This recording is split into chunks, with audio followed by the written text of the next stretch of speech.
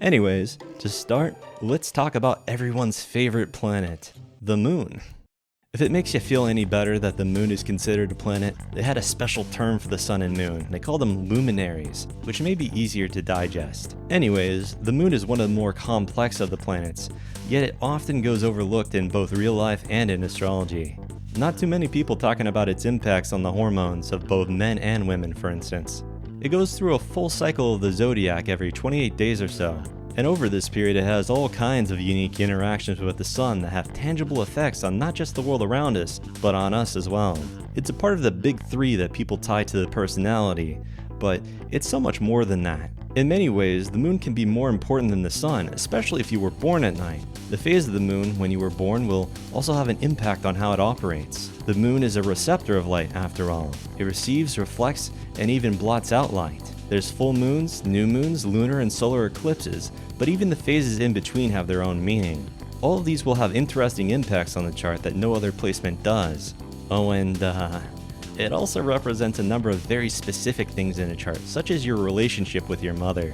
You do have a good relationship with your mom, right? Haha. Moreover, it has associations with marriage, travels, your physical body, your early life, and in terms of your personality would deal with your inner world, emotions, and intuition.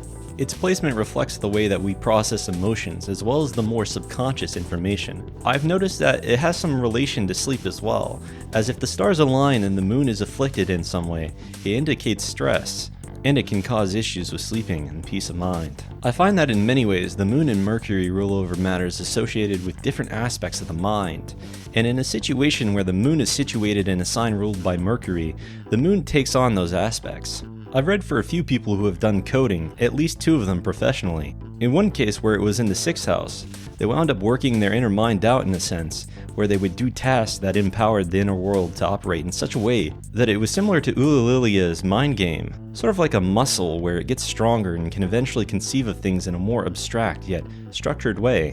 But maybe none of this impresses you. Maybe you're sitting here waiting for me to get to some of the good planets, and to that I would say that the moon does not fuck around. This shit controls your finances, buddy. Do not underestimate it. Lastly, each planet rules over 2 signs each, while the luminaries rule over just 1. The moon itself rules over Cancer. We'll go over rulership at a later date, just keep these in the back of your head for now, and pay attention to this zodiac wheel's progression.